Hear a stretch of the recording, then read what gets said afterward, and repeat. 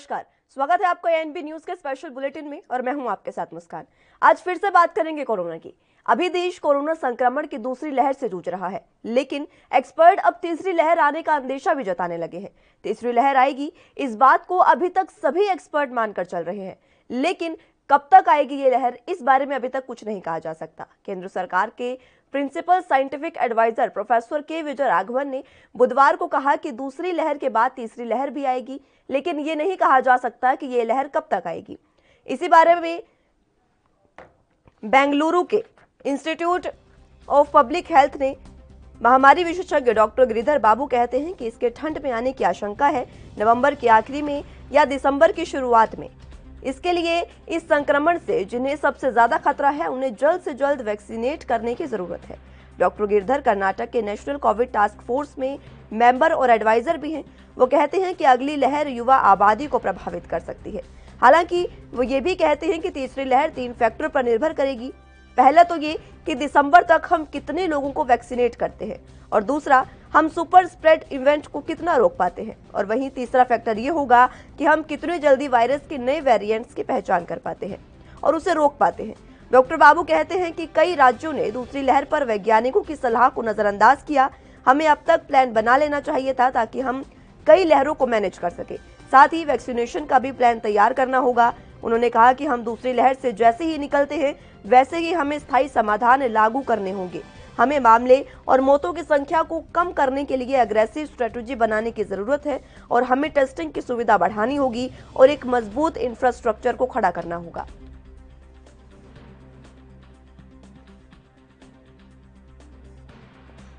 तो बता दें आपको, तीसरी लहर जिस तरह से आप देख रहे हैं कि देश अभी दूसरी लहर से भी जूझ रहा है और अभी तक दूसरी लहर से नहीं निकल पाया है, लेकिन एक्सपर्ट का मानना है कि अब जल्द ही तीसरी लहर आने का अंदेशा है, और ये जो तीसरी लहर है ये दूसरी लहर से भी ज्यादा खतरनाक होगी। इससे पहले हमें, इस लहर के आने से पहले हमें इसके लिए पूर्ण रूप से तैयारी करनी होगी, पूरा प्लान बनाना होगा, और जितना ज्यादा हो सके लोगों को वैक्सीनेशन देना होगा और एक मजबूत इंफ्रास्ट्रक्चर खड़ा करना होगा ताकि हम तीसरी लहर पर काबू पा सके। और जिस तरह से दूसरी लहर ने कोहराम मचाया है भयावह तरीके से, उस तरह से तीसरी लहर इस तरह का कोई भी कार्य ना कर सके।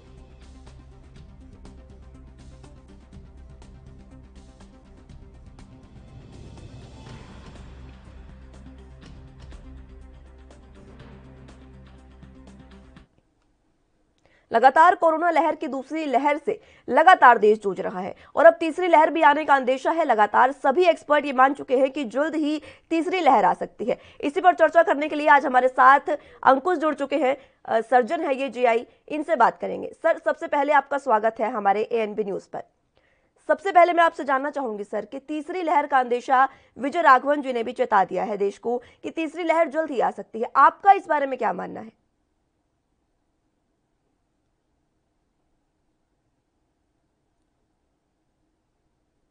सेकेंड वेव अभी पीक पे आ रही है, जैसे कि जो स्टैटिस्टिक्स बता रहे हैं, जैसे कल भी 4,13,000 केसेस आए जी।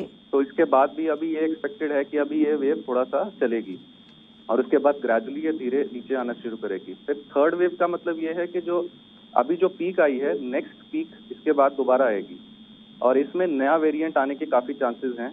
और इसका है अंदाजा ये है कि आफ्टर फ्यू मंथ्स ये थर्ड वेव आएगी और ये फिर से जो है the number of cases काफी अगेन इंक्रीज होंगे। जी।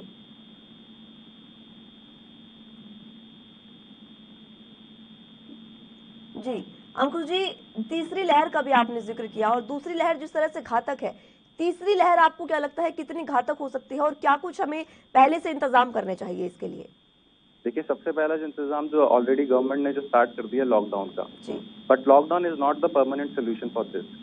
इसमें हमें एक तो सोशल डिस्टेंसिंग का प्रॉपर इस्तेमाल करना होगा, कोविड एप्रोप्रिएट बिहेवियर यूज करना होगा, एक डिस्टेंसिंग मेंटेन करनी होगी हर चीज के अंदर।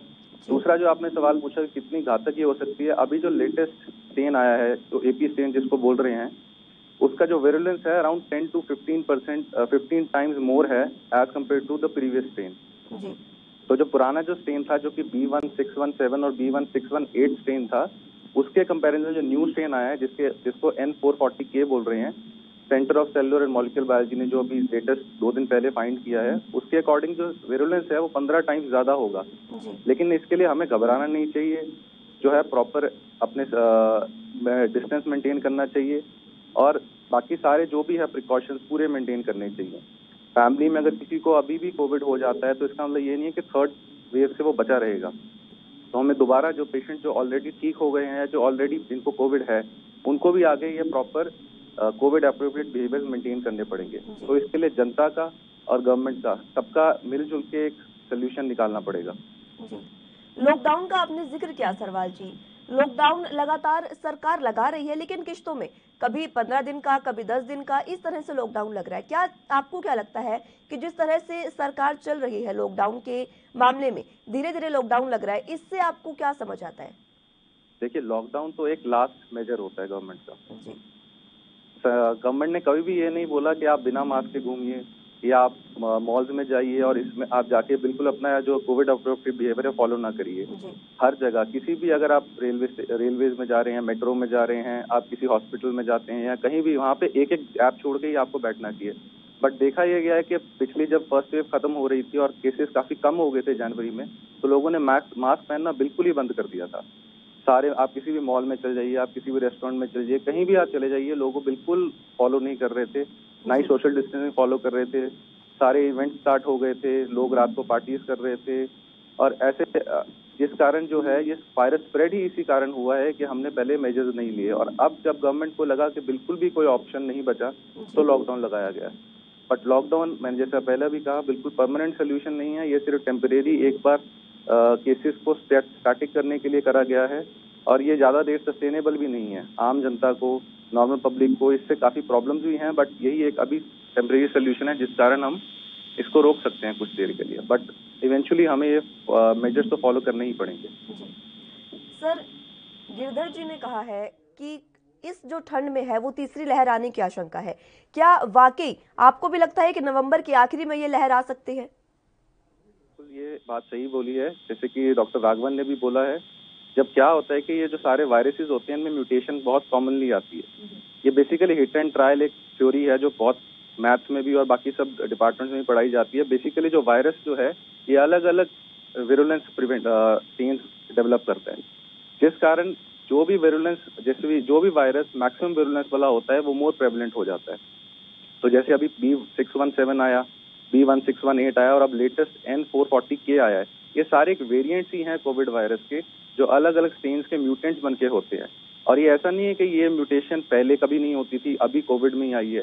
पहले भी हर साल, अगर आपको ध्यान आपने दिया हो कि बच्चों को हर साल वैक्सीन लगती है, न्यूमोकोकल वैक्सीन लगती है। हम भी जब हेल्थ केयर वर्कर्स हैं, हमें भी, हम मेडिकल कॉलेजेस में हर साल स्वाइन फ्लू की वैक्सीन लगवानी पड़ती है, ताकि क्योंकि इसके न्यू वेरिएंट्स आते हैं। तो ये वेरिएशन तो आएगी और ये इनएविटेबल है। ऐसा कोई तरीका नहीं है कि हम बोल सके कि हम म्यूटेशन रोक सकते हैं। तो म्यूटेशन तो 100% आएंगी और एवरी विंटर्स में ये हमेशा आती है और ये देखा गया। तो यही अनुमान बाकी साइंटिस्ट्स में भी लगाया है कि ये नवंबर के आसपास आएगा।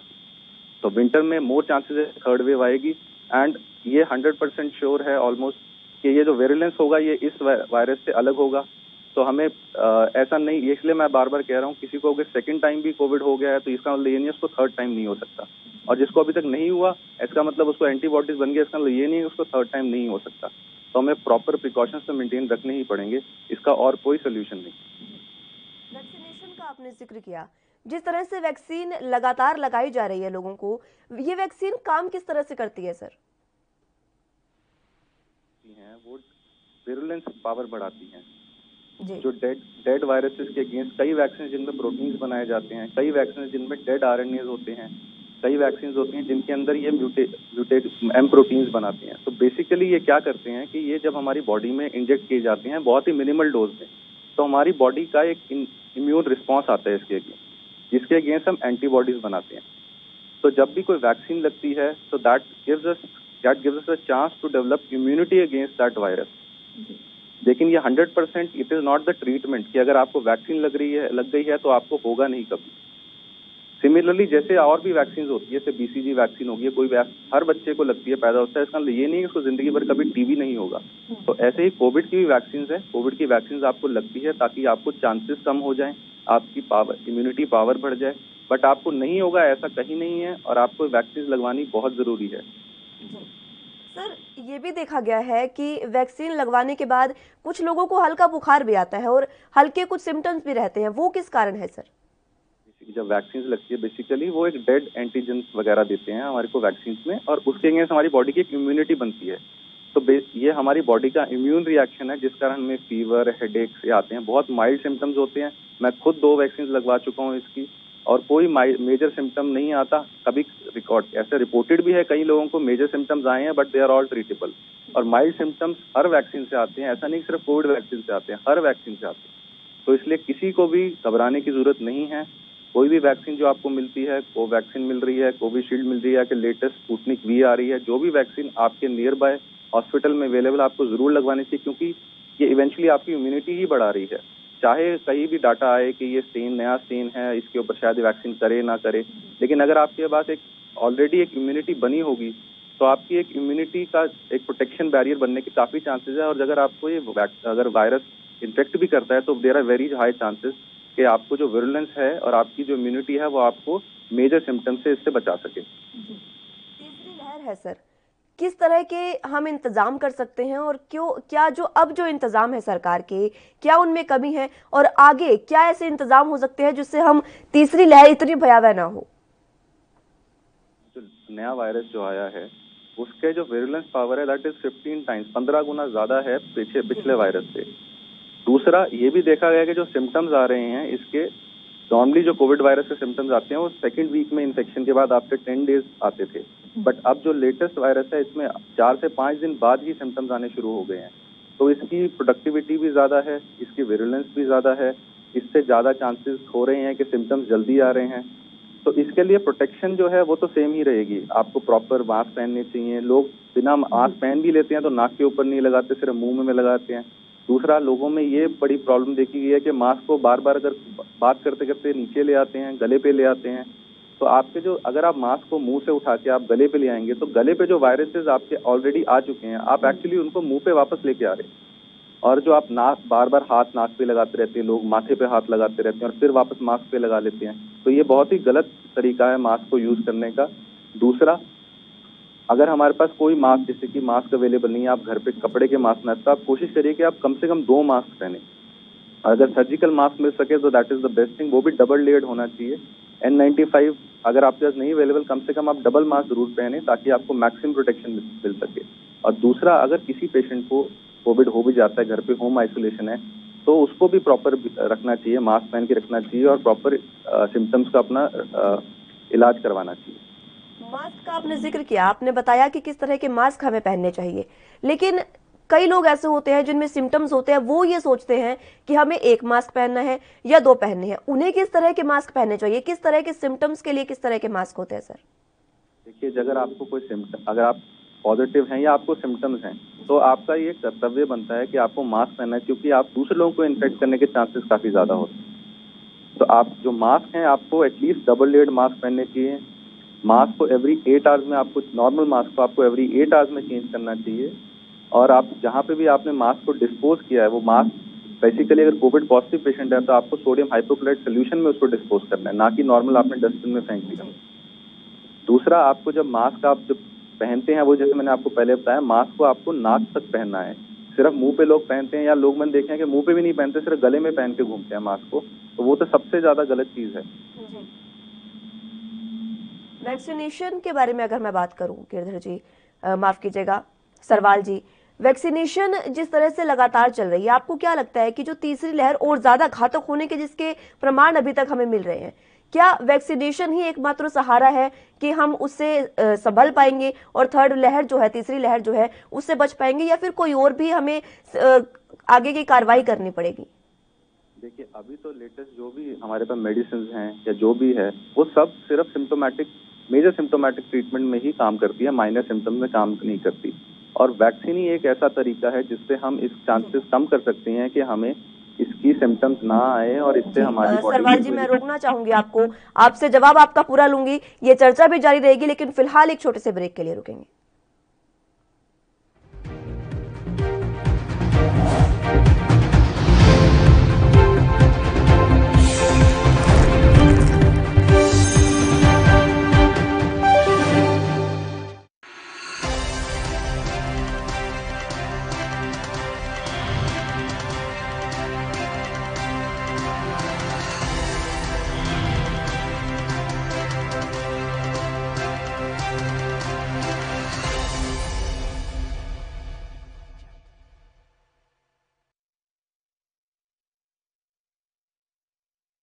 गुरु तेग बहादुर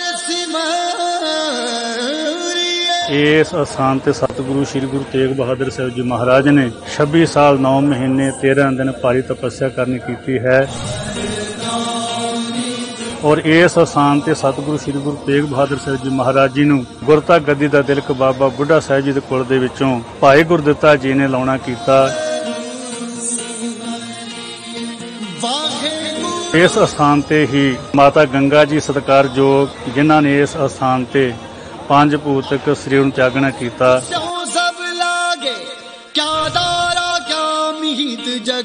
ਧੰਨ ਗੁਰੂ ਅਮਰਦਾਸ ਜੀ ਦੇ ਹੁਕਮ ਸਦਕਾ ਧੰਨ ਗੁਰੂ ਰਾਮਦਾਸ ਜੀ ਨੇ ਜਿਸ ਨਗਰੀ ਦੀ ਨੀਂਹ ਰੱਖੀ ਉਸ ਦਾ ਨਾਮ ਗੁਰੂ ਕਾ ਚੱਕ ਰੱਖਿਆ ਅਤੇ ਬਾਅਦ ਵਿੱਚ ਚੱਕ ਰਾਮਦਾਸਪੁਰ ਅਤੇ ਅਖੀਰ ਅੰਮ੍ਰਿਤਸਰ ਸਾਹਿਬ ਦੇ ਨਾਮ ਨਾਲ ਮਸ਼ਹੂਰ ਹੋਇਆ। ਸਤਿਗੁਰੂ ਸ੍ਰੀ ਗੁਰੂ ਤੇਗ ਬਹਾਦਰ ਸਾਹਿਬ ਜੀ ਮਹਾਰਾਜ ਜਿੱਥੇ ਕੋਈ ਯਾਦ ਕਰਦਾ ਹੈ ਸਤਿਗੁਰੂ ਸਹਾਈ ਹੋਣਾ ਕਰਨ ਸਤਿਗੁਰਾਂ ਦਾ ਫਰਮਾਨ ਹੈ ਜਿੱਥੇ ਹਰ ਅਰਾਧੀ ਹੈ ਤਿੱਥੇ ਹਰ ਮਿੱਤ ਸਹਾਈ ਗੁਰ ਕਿਰਪਾ ਤੇ ਹਰ ਮਨ ਵਸੈ ਹੋਰ ਤੇ ਬਿਦ ਲਿਆ ਨਾ ਜਾਈ।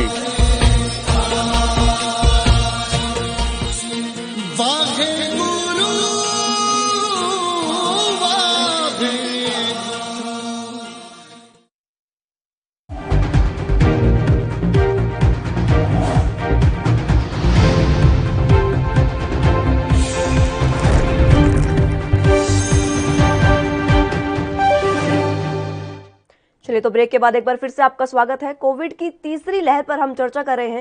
गेस्ट हमारे साथ अंकुश सरवाल जी मौजूद हैं फिलहाल। उनसे सर आपका जवाब मैं आपसे पूरा करना चाहूंगी। सर मैं आपको बता रहा था कि वैक्सीन अभी जो है लेटेस्ट हमारे पास कोई ऐसा 100% ट्रीटमेंट अवेलेबल नहीं है कोविड के अगेंस्ट। जो वैक्सीन है वो एक जरिया है कि हम इम्यूनिटी बना सकें अपनी बॉडी में, तो वैक्सीन तो लेना बहुत आवश्यक है। दूसरा जो ट्रीटमेंट जो अभी जो अवेलेबल है उसमें आप बेसिकली आपको नॉर्मल कोई सिम्टम आता है, बुखार आता है, नज़ला जुकाम आता है, सर में दर्द, बदन दर्द या कोई और सिम्टम्स आते हैं तो उसके लिए आपको सिम्टोमेटिक ट्रीटमेंट लेना है। तो वैक्सीन का कोई सेकंड वो ऑप्शन नहीं है हमारे पास। वैक्सीन तो एवरी इंडिविजुअल को लगवानी चाहिए। गवर्नमेंट ने अब 18 ईयर्स के ऊपर सबका स्टार्ट कर दिया है तो सबको रजिस्ट्रेशन करा के वैक्सीन जरूर लगवाना चाहिए। तीसरा आगे जो हमें चीज़ें जो और ध्यान रखनी है कि हाँ अभी लेटेस्ट चल रहा है काफी और रिसर्च चल रहा है इसके ऊपर कि और कोई ट्रीटमेंट आए, कोई मेडिसिन भी काफी रिसर्च चल रहा है बट ऐसी कोई मेडिसिन नहीं अभी तक बनी नहीं है जो कि आपको रोक सके कि आपको कोविड ना हो। तो vaccine is the only treatment which I can say right now जो आपको प्रिवेंट करा सकता है कि आपको ये इन्फेक्शन ना हो। सर कहीं ना कहीं ये भी कहा जा रहा है कि वैक्सीनेशन तो ठीक है आप लगवा रहे हैं लेकिन अगर रेमडेसिविर की बात करें तो उनसे ज्यादा स्टेरॉइड कोविड से बचाने में ज्यादा लाभदायक है। इसके बारे में आप क्या कहेंगे सर? स्टेरॉइड बचाने में कोई ऐसा ये अगर गलत धारणा लोगों की कि स्टेरॉइड बचा सकते हैं कोविड को। स्टेरॉइड एक पार्ट है ट्रीटमेंट के जो कि कुछ स्पेसिफिक पेशेंट में स्पेसिफिक इंडिकेशन के साथ दिए जाते हैं। ऐसा बिल्कुल भी नहीं है कि लोग मैंने देखा है कि खुद ही अपने आप ने घर पे ट्रीटमेंट स्टेरॉइड्स के पत्ते घर पे रखे हुए हैं, स्टेरॉइड फार्मेसी में जाके खरीद रहे हैं। एक्चुअली स्टेरॉइड बहुत ही सारी मेडिसिन बहुत ही सारे ट्रीटमेंट में काम आती है और जिन लोगों को एक्चुअली इनकी जरूरत है उनको शायद आज के दिन में ये मिल नहीं पा रही। दूसरा ये जो स्टेरॉइड्स का यूज है ना ही नॉर्मल पब्लिक को ये पता है कि कौन सा स्टेरॉइड कौन सी ट्रीटमेंट में यूज करना है, ना ही उसकी डोज पता है।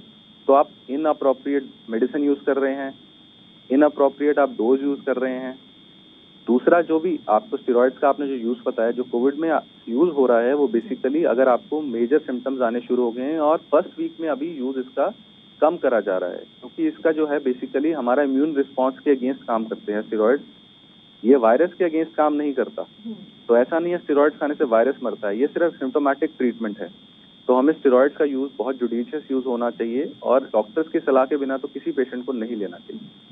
स्टेरॉइड ही नहीं सर रेमडेसिविर भी लोग बहुत ज्यादा अपने घरों में भर भर कर रख रहे हैं। उन्हें लग रहा है कि जैसे ही हमें कोविड हुआ हम रेमडेसिविर या स्टेरॉइड लेंगे और हम ठीक हो जाएंगे। उनकी ये जो धारणा है आपको क्या लगता है कि ये धारणा आखिर उठी कहाँ से है?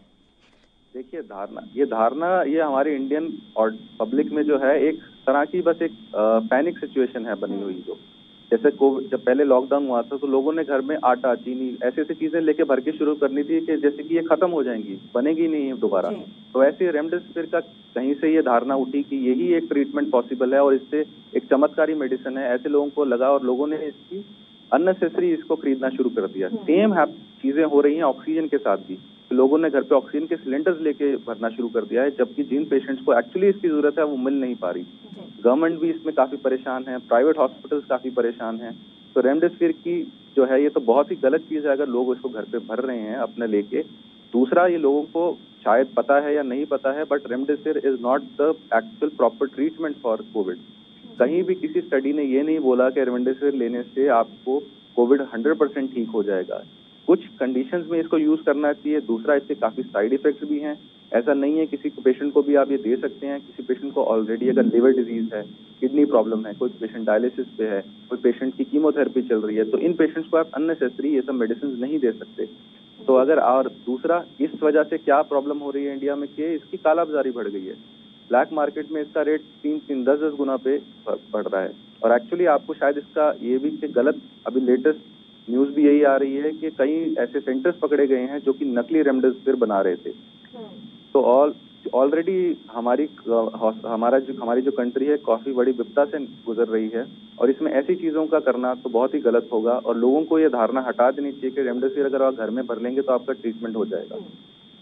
और सर, हम तीसरी लहर की जिस तरह से बात कर रहे हैं, कहा यह जा रहा है कि जो अगली लहर है वो युवा आबादी को प्रभावित करेगी। इस बात से आप कहाँ तक सहमत है सर?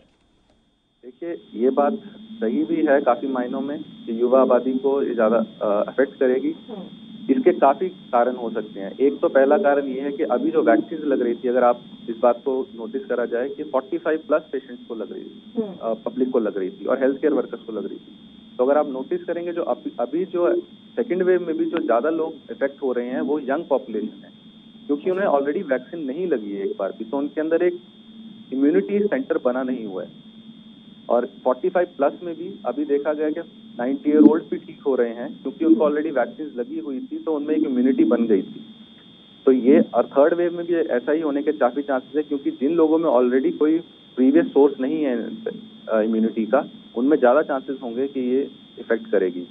पहली जो वायरस था वो बच्चों में देखा गया था कि इफेक्ट नहीं कर रहा था, बट अब लेटेस्ट वाला वायरस जो म्यूटेंट हुआ है वो बच्चों को भी इफेक्ट कर रहा है। मेरे फ्रेंड्स वगैरह हैं जो पेडियाट्रिशियन हैं, वो 20-20 दिन के बच्चों को ट्रीटमेंट दे रहे हैं, और काफी तरह बच्चे ठीक ही हुए हैं।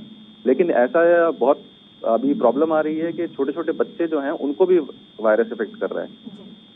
सर, आपने इम्यूनिटी की बात की, लेकिन देखा जाता है आमतौर पर कि जो युवा आबादी है उनमें उनकी इम्यूनिटी पहले ही बहुत सही होती है। उनकी इम्यूनिटी जो है वो बुजुर्गों से, बच्चों से काफी बेहतर होती है। उसके बाद भी युवा आबादी इस तरह से प्रभावित हो रही है।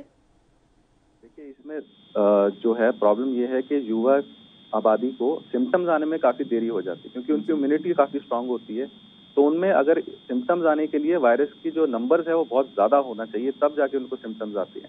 अगर आप किसी यंग मान लीजिए 20-25 साल का कोई लड़का है जिसको कोविड वायरस हो गया है, तो उसकी सैचुरेशन गिरने में 90% सैचुरेशन तक भी उसको कोई सिम्टम नहीं आएगा। 85% सैचुरेशन में पेशेंट को कोई सिम्टम्स नहीं आते। तो यंग पॉपुलेशन में पेशेंट को एक्चुअली पता ही नहीं चलता कि उसको कोई सिम्टम भी है, और जब उनको सिम्टम्स आने शुरू होते हैं तो सिवियर फॉर्म में ऑलरेडी कन्वर्ट हो चुके होते हैं। जबकि अडल्ट पॉपुलेशन में, यानी मोर देन 45-50 पॉपुलेशन में अगर सैचुरेशन 90% भी आता है तो ऑलरेडी सिम्टम्स आने शुरू हो जाते हैं। दूसरा, जिन लोगों में ऑलरेडी यंग होते हैं उनमें थोड़ा सा डर भी कम है इस चीज का, तो इस वजह से वो खुद भी इन्फेक्शन ले रहे हैं और दूसरे लोगों को भी फैला रहे हैं। तो ये काफी बड़ा कारण है जिस वजह से यंग लोगों को लेट पता चल रहा है और उनमें फिर भी उनको इन्फेक्शन हो रहा है। सर, डॉक्टर गिरधर कह रहे हैं कि तीसरी लहर से अगर हमें बचना है तो हमें एक पहले से प्लान तैयार करना होगा। आपकी नजर में वो ऐसा क्या प्लान है जिसे तैयार करके, पहले से जिसे अपनाकर हम तीसरी लहर से बच सकते हैं? बहुत टाइम से ही हमें फॉलो करना चाहिए था, लेकिन हम कर नहीं रहे। बेसिकली कोविड एप्रोप्रिएट बिहेवियर है जो एक चीज हमें फॉलो करनी है। एक सोशल डिस्टेंसिंग होना चाहिए। कोई भी आप अगर कर रहे हैं काम या कुछ भी, आप कहीं हॉस्पिटल भी जाते हैं किसी ट्रीटमेंट के लिए, तो आपको सोशल डिस्टेंसिंग रखनी चाहिए। आप कहीं मॉल्स में जाते थे, अभी जब मॉल्स खुल गए थे तो लोगों ने बिल्कुल सोशल डिस्टेंस बंद कर दिया था। तो आगे भी थर्ड वेव को अगर हमें इसकी नंबर ऑफ केसेस हमें कम करने हैं और हमें इससे बचना है तो हमें ये प्रिकॉशंस तो रखने ही पड़ेंगे। साथ में मास्क पहनना बहुत जरूरी है। दूसरा, आपको ग्रुप्स गैदरिंग्स कम करना बहुत जरूरी है। इसके अलावा आपको अननेसेसरी ट्रैवल नहीं करना चाहिए, अननेसेसरी आपको भीड़ नहीं करनी चाहिए, हॉस्पिटल में अननेसेसरी ऑक्सीजन बेड्स नहीं भरने चाहिए, आपको मेडिसिन अननेसेसरी खरीदनी चाहिए। तो ये सब तरीके, ये प्लान गवर्नमेंट को ही करना बहुत जरूरी है। चीजों की ट्रीटमेंट पे कैपिंग करना बहुत जरूरी है कि अननेसेसरी कोई भी चीज की ब्लैक मार्केटिंग ना हो। जी चलिए ठीक है, बहुत शुक्रिया हमारे साथ जुड़ने के लिए सरवाल जी। तमाम आपने जानकारी दी, इससे लोगों को भी काफी पता चलेगा कि उन्हें कोविड से बचने के लिए क्या करना चाहिए और क्या नहीं। फिलहाल के लिए मेरे साथ बस इतना ही। आप जुड़े रहिए एनबी न्यूज के साथ। नमस्कार।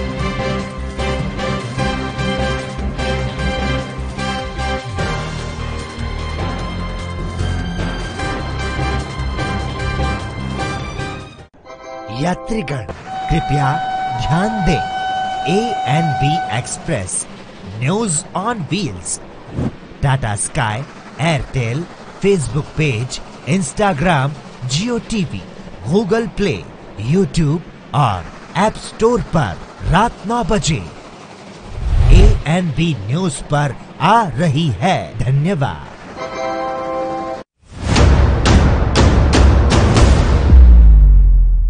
हक की बात दोपहर 12 बजे सिर्फ ANB न्यूज पर।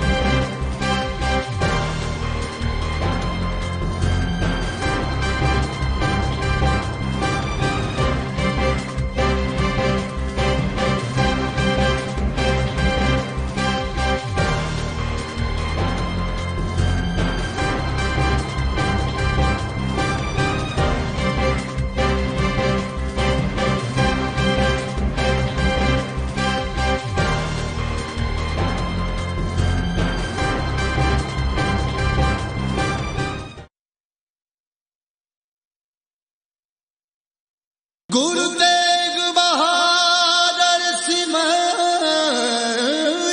ਸਾਹਿਬ ਸ੍ਰੀ ਗੁਰੂ ਤੇਗ ਬਹਾਦਰ ਮਹਾਰਾਜ ਜੀ ਦਾ ਇਹ ਵਰਸਾਇਆ ਹੋਇਆ ਨਗਰ ਸ੍ਰੀ ਅਨੰਦਪੁਰ ਸਾਹਿਬ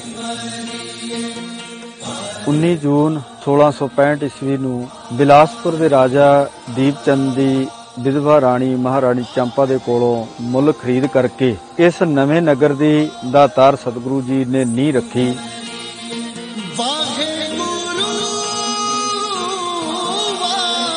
ਗਰੀਬ ਨਵਾਜ ਸਾਹਿਬ ਜੀ ਨੇ ਇੱਥੇ ਹੀ ਆਪਣੇ ਰਿਹਾਇਸ਼ ਦੇ ਲਈ ਮਕਾਨ ਬਣਾਏ। ਹੋਰ ਬਹੁਤ ਸਾਰੇ ਕਿੱਤਿਆਂ ਦੇ ਲੋਕ ਵੀ ਇਸ ਨਗਰ ਦੇ ਵਿੱਚ ਵਸਾਏ।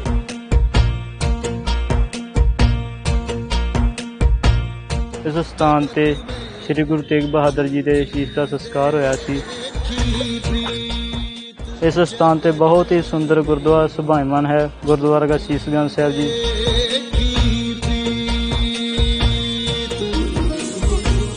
11 ਨਵੰਬਰ 1675 ਨੂੰ ਗੁਰੂ ਤੇਗ ਬਹਾਦਰ ਜੀ ਦੀ ਸ਼ਹੀਦੀ ਹੁੰਦੀ ਹੈ ਅਤੇ ਉਹਨਾਂ ਦਾ ਸ਼ੀਸ਼ ਭਾਈ ਜੈਤਾ ਜੀ ਪੜਾਅ ਦਰ ਪੜਾਅ ਹੁੰਦੇ ਹੋਏ ਗੁਰਦੁਆਰਾ ਸ਼ੀਸ਼ਗੰਜ ਸਾਹਿਬ ਵਿਖੇ ਪਹੁੰਚਦੇ ਹਨ ਅਤੇ ਇੱਥੇ ਉਹਨਾਂ ਦਾ ਸਤਿਕਾਰ ਕੀਤਾ ਜਾਂਦਾ ਹੈ। ਵਾਹਿਗੁਰੂ